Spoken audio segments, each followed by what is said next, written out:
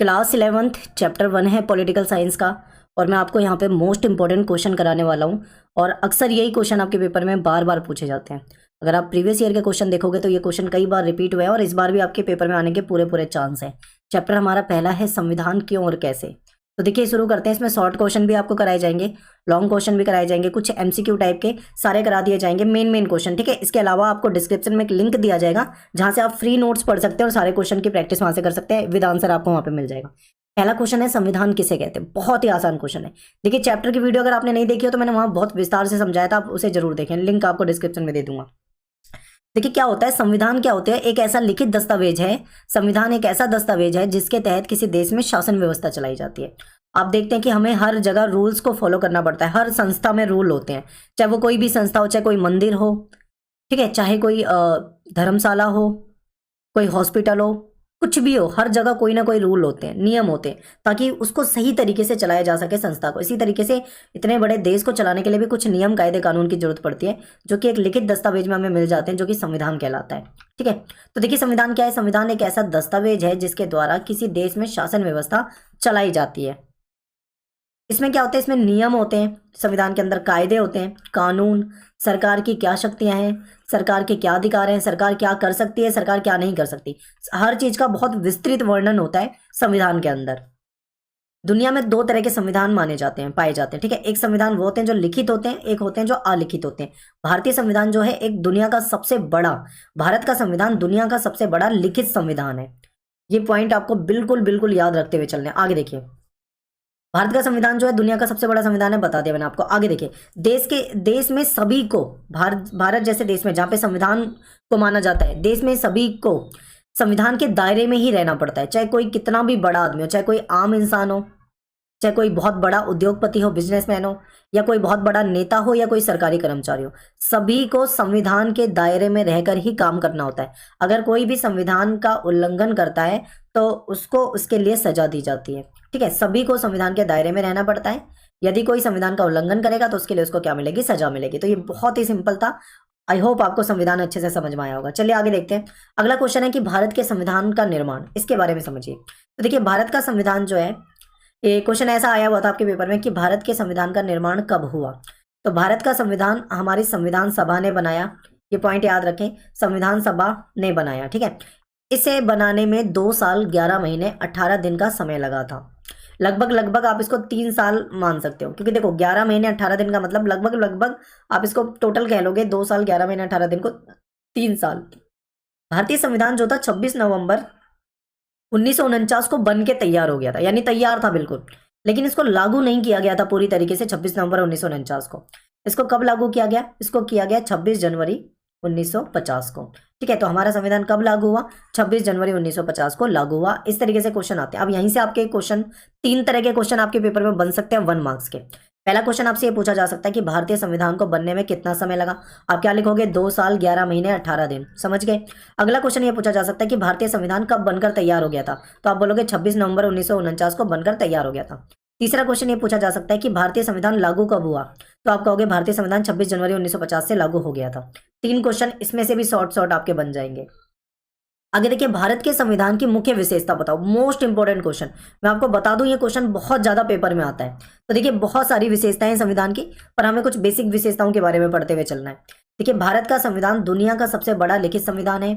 ये सफल संविधान है, दुनिया का सबसे सफल संविधान है। भारत का संविधान ना तो अधिक कठोर है, ना ही बहुत ज्यादा लचीला है। भारतीय संविधान के अनुसार मौलिक अधिकारों का प्रावधान है। अब देखिए इसका मतलब समझिए, दुनिया का सबसे बड़ा लिखित संविधान है, ये आपको याद हो जाएगा, इसमें कुछ भी नहीं समझता।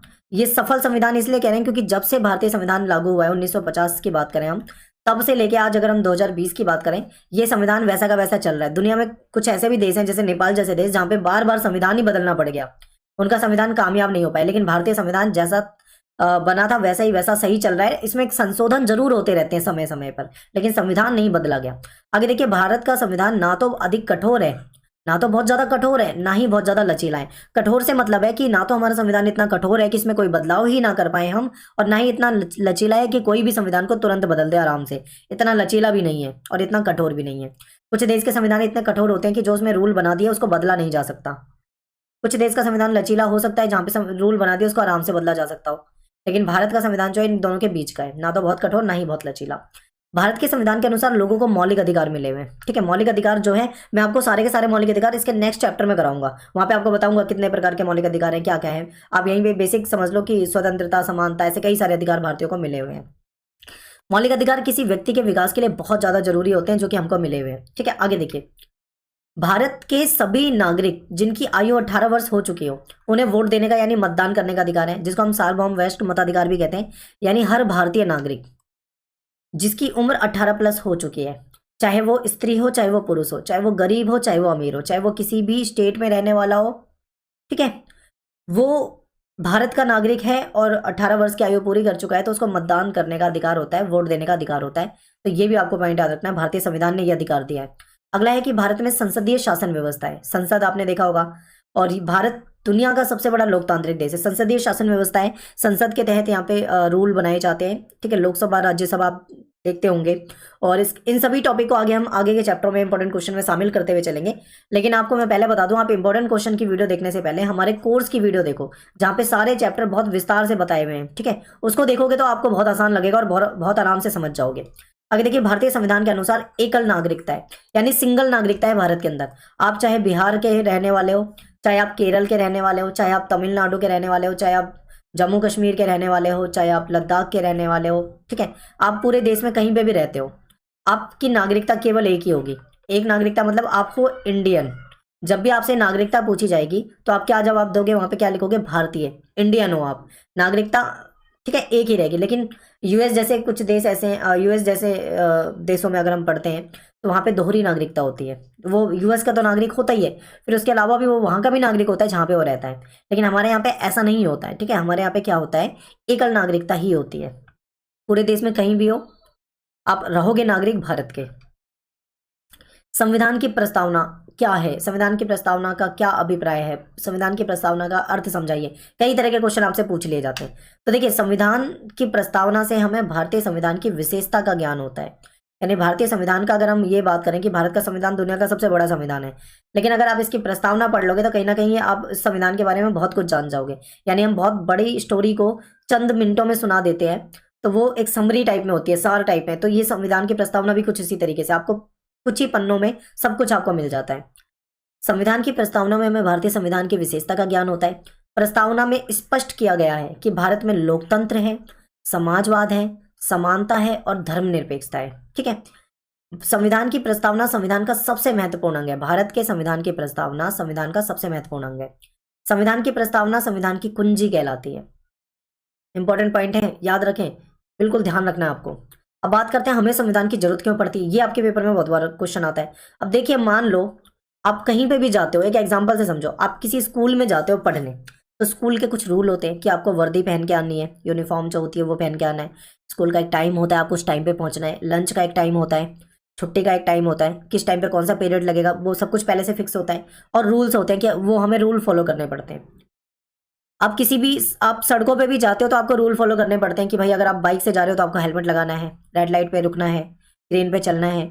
कई तरह की चीज़ें जो रूल है। इसी तरीके से कोई देश चला रहे हैं हम, तो देश चलाने के लिए भी हमें रूल चाहिए, और वो सारे के सारे रूल्स किस में मिलते हैं, हमको संविधान में मिलते हैं। तो हमें संविधान की आवश्यकता क्यों होती है, ये अब आप समझ जाओगे अच्छे से। देखिए, किसी देश में शासन व्यवस्था चलाने के लिए कुछ नियमों की जरूरत होती है, वह नियम हमें संविधान के द्वारा मिल जाते हैं। संविधान तालमेल बनाए रखता है, सबसे पहला पॉइंट, संविधान तालमेल बनाए रखता है, व्यवस्था बनाए रखता है। अब मान लो स्कूल में अगर रूल नहीं होते तो कोई भी वर्दी पहन के आ जाता, कोई भी यूनिफॉर्म पहन के आ जाता, उससे क्या होता, अब पता ही नहीं लगता कौन स्टूडेंट है, कोई बाहर का भी आ जाए, ऐसा हो सकता है ना। मान लो कोई लंच का टाइम नहीं है, कोई रिसेस का टाइम नहीं है, कोई वहाँ पे प्रेयर का टाइम नहीं है, कोई पीरियड नहीं पता लग रहा कब क्या है, पूरी व्यवस्था क्या हो जाएगी, बिगड़ जाएगी, कुछ भी नहीं समझ में आएगा, कब छुट्टी होनी है, कब कोई टाइम फिक्स ना हो, कोई रूल ना हो, तो क्या होगा, सब कुछ उल्टा पुल्टा हो जाएगा। ऐसे ही अगर संविधान नहीं होगा, रूल्स नहीं होंगे, तो देश में सब कुछ उल्टा पुल्टा होगा। कम से कम हमें सही तरीके से चलाने के लिए, तालमेल बनाए रखने के लिए संविधान बहुत जरूरी है।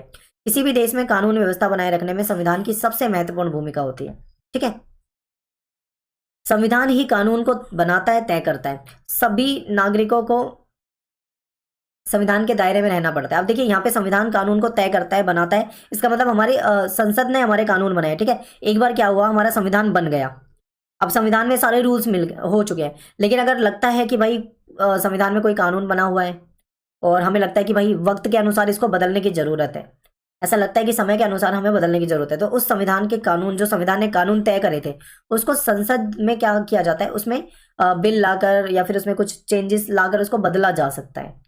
तो याद रखें, संविधान में कानून तय है और उसको बदला जा सकता है जरूरत के अनुसार। ठीक है, नए नए बिल लाए जा सकते हैं, नए कानून बनाए जा सकते हैं, कई तरह की चीजें। सभी नागरिकों को संविधान के दायरे में रहना पड़ता है और कानूनों का पालन करना पड़ता है। किसी देश के विकास में संविधान का महत्वपूर्ण योगदान होता है। किसी भी देश के विकास में संविधान का सबसे महत्वपूर्ण योगदान होता है। संविधान सरकार तथा सरकारी तंत्र को अपनी शक्तियों का दुरुपयोग करने से रोकता है। याद रखें, संविधान जो है वो सरकार और सरकारी तंत्र को अपनी शक्तियों के दुरुपयोग करने से रोकता है। यानी सरकार अपनी शक्तियों का अगर दुरुपयोग कर रही है तो संविधान उस पर बंधन लगाता है। यानी सरकार को कोई भी काम करना होगा, सत्ता बेशक से उनके पास हो, लेकिन संविधान के दायरे में रहकर ही करना होगा। संविधान सरकार तथा विभिन्न समूहों और संगठनों के बीच में तालमेल बनाने में महत्वपूर्ण भूमिका निभाता है। तो ये पॉइंट आपको यहाँ पे याद रखने हैं। एक क्वेश्चन आपके पेपर में सबसे ज्यादा पूछा जाता है, मोस्ट इंपोर्टेंट क्वेश्चन कहूंगा मैं इसको। देखिए, जो आपको मैं बता रहा हूँ इससे बाहर क्वेश्चन आपके पेपर में आने के चांस नहीं है बिल्कुल भी। मोस्टली यही क्वेश्चन आपके पेपर में आएंगे, ध्यान से आप इनको समझते हुए चले। अगला क्वेश्चन है कि भारत का संविधान जो है इसको उधार का थैला क्यों कहा जाता है? उधार का थैला क्यों कहा जाता है? तो देखिए, भारत का संविधान जो है, आपको पता है भारत का संविधान 1950 में लागू हुआ था और ये जिस समय में बना था इससे कई साल पहले दुनिया में बहुत सारे देशों में संविधान बन चुके थे। ठीक है, ये आप सारी चीजें समझते हैं। तो जब भारतीय संविधान बना जा रहा था तो संविधान सभा ने कई देशों के संविधान का अध्ययन किया था। उन्हें लगा कि भाई किसी देश में कोई व्यवस्था बहुत अच्छी है तो उस चीज को वहां से उठाया जा सकता है, उसको लिया जा सकता है। तो इस तरीके से भारतीय संविधान में अलग अलग देशों से प्रावधान लिए गए, इसीलिए इसको उधार का थैला कहा जाता है। देखिए, भारत के संविधान को बनाते समय इसमें अलग अलग देशों से प्रावधान लिए गए हैं, इसलिए इसको उधार का थैला भी कहा जाता है। बिल्कुल आपको याद हो जाएगा, समझ में आ जाएगा। ठीक है, आगे देखिए, किस देश से कौन सा प्रावधान लिया गया, ये आपके लिए ज्यादा इंपॉर्टेंट है, बहुत इंपॉर्टेंट है। मौलिक अधिकार कहां से लिए गए? आप बोलोगे अमेरिका से। सोवियत संघ से हमें मूल कर्तव्य मिले हैं। फ्रांस से हमें स्वतंत्रता, समानता, बंधुत्व। ब्रिटेन से संसदीय प्रणाली। आयरलैंड से डीपीएससी, राज्य के नीति निर्देशक तत्व। दक्षिण अफ्रीका से संविधान में जो संशोधन किया जाता है, बदलाव किया जाता है, वो वाली प्रक्रिया। ऑस्ट्रेलिया से समवर्ती सूची। अब ये मैंने यहाँ पे कुछ ही बताया है, ऐसे अगर मैं यहाँ पे और लिखना चाहूँ तो यहाँ पे और भी बहुत सारे पॉइंट आएंगे, पर आपको इतने सारे पॉइंट याद नहीं करने हैं, आपको कुछ बेसिक पॉइंट ही याद करने हैं, आप उसे समझ सकते हो। ठीक है, विस्तार से जानने के लिए आपको जो लिंक दिया है डिस्क्रिप्शन में, आप वहां से नोट्स को जरूर पढ़ें। ठीक है, फ्री नोट्स जो है आपको डिस्क्रिप्शन बॉक्स में लिंक दिया हुआ है, आप उस लिंक पे जाके एमसीक्यू क्वेश्चन भी पढ़ सकते हैं और ये जो लॉन्ग क्वेश्चन जो आप वीडियो में देख रहे हैं ये भी आपको मिल जाएंगे और इंपॉर्टेंट क्वेश्चन जो है आपको उसमें मिल जाएंगे। आगे देखिए, डॉक्टर भीमराव अंबेडकर संविधान सभा में किस समिति के अध्यक्ष थे? बहुत इंपॉर्टेंट क्वेश्चन है, शॉर्ट क्वेश्चन में आएगा, केवल अगर आएगा तो 1 मार्क्स के क्वेश्चन में पूछा जा सकता है। तो आप कहोगे प्रारूप समिति। ठीक है, संविधान सभा के अध्यक्ष कौन थे? डॉक्टर राजेंद्र प्रसाद। अब यहाँ पे भी क्वेश्चन आपसे पूछ लिया जाता है कि संविधान सभा के स्थायी अध्यक्ष माने जाते हैं, स्थायी अध्यक्ष थे, ठीक है, राजेंद्र प्रसाद। लेकिन अगर मान लो आपसे कुछ क्वेश्चन ये पूछ ले कि संविधान सभा के अस्थायी अध्यक्ष कौन थे, तो आप वहां पे दोगे डॉक्टर सच्चिदानंद सिन्हा। वो टेम्परेरी थे, ठीक है, बाद में उनको हटा के इनको परमानेंट बना दिया गया था। किस देश में नस्लीय भेदभाव जो था बहुत अधिक था? कुछ क्वेश्चन मैंने सपोर्टिंग मटेरियल से लिए जो बहुत इंपॉर्टेंट है। तो देखिए, साउथ अफ्रीका, अगर आप देखोगे साउथ अफ्रीका में ऐसा भेदभाव था। कठोर संविधान से क्या मतलब है? देखिए, कठोर संविधान का मतलब होता है कि जिस देश के संविधान को आसानी से बदला ना जा सके, यानी उसमें संशोधन ना किया जा सके, उसमें परिवर्तन ना किया जा सके, उसको हम कठोर संविधान कहेंगे। जिस संविधान में संशोधन आसानी से ना किया जा सके उसको कठोर कहेंगे। अगला है 14 अगस्त 1947 को विभाजित भारत के संविधान सभा सदस्य कितने थे? तो देखिए 299। आप पढ़ते हो कि 389 सदस्य, लेकिन आपको पता होगा कि संविधान सभा का विरोध किया था। किसने किया था? मुस्लिम लीग ने इसका विरोध किया था। मुस्लिम लीग का क्या कहना था? मुस्लिम लीग का कहना था कि हम भारतीय संविधान सभा में शामिल नहीं होंगे, हमें अलग देश चाहिए पाकिस्तान, और हम अपने पाकिस्तान का अलग से कानून बनाएंगे, ऐसा मुस्लिम लीग कह रही थी। तो मुस्लिम लीग ऐसा कह रही थी तो मुस्लिम लीग ने क्या करा? संविधान सभा का बहिष्कार कर दिया और छोड़ दिया। इसलिए संविधान सभा के जो सदस्य थे उनकी संख्या कम हो गई। तो ये आपको याद रखना है। अगला देखो, सोवियत संघ के संविधान में निर्णय का अधिकार किसे दिया गया है? तो देखिए, सोवियत संघ की बात करें तो वहां पे एक ही पार्टी को सारे अधिकार दिए गए हैं, वो है कम्युनिस्ट पार्टी। ठीक है, याद रखें, कम्युनिस्ट विचारधारा। अंतिम रूप से पारित भारतीय संविधान पर कितने सदस्यों ने हस्ताक्षर किए? देखिए 299 सदस्य बचे थे, लेकिन जिस दिन संविधान का अंतिम सिग्नेचर वगैरह होने थे, जब पूरा तरीके से तैयार हो गया था, उस दिन 284 सदस्य उपस्थित थे, तो इन्होंने ही सिग्नेचर करे थे। ठीक है, तो 284 आपको याद रखना है। इसके बाद है क्रिप्स मिशन कब भारत आया, इसने संविधान के संदर्भ में क्या कहा था। तो देखिए मार्च 1942 में भारत आया और क्रिप्स मिशन ने ये सुझाव दिया था कि भारतीय संघ की स्थापना जो है संविधान के द्वारा होगी, जिसका निर्माण जो है वो संविधान सभा के द्वारा किया जाएगा। ये इसके सुझाव थे। भारतीय संविधान सभा की पहली बैठक कब हुई, तो 9 दिसंबर 1946 को हुई थी और यहीं पे डॉक्टर सच्चिदानंद सिन्हा जो थे, सच्चिदानंद सिन्हा, इनको अस्थायी अध्यक्ष बनाया गया। तो देखिए ये अगला क्वेश्चन यही है, संविधान सभा के अस्थायी अध्यक्ष कौन थे, तो आप कहोगे डॉक्टर सच्चिदानंद सिन्हा ये थे। इसके अलावा आपसे अगला क्वेश्चन है कि संविधान सभा की कुल कितनी बैठकें हुई है, तो इंपॉर्टेंट है, 1 मार्क्स में आपके आएगा, ठीक है। आपको याद रखना है 166 166 बैठकें। भारत के किस पड़ोसी देश में कई बार संविधान का निर्माण हुआ है और संविधान निर्माण विवाद पर टिप्पणी भी लिखनी है। तो देखिए भारत का एक पड़ोसी देश है जिसका नाम है नेपाल। नेपाल का संविधान सफल संविधान नहीं है, क्यों?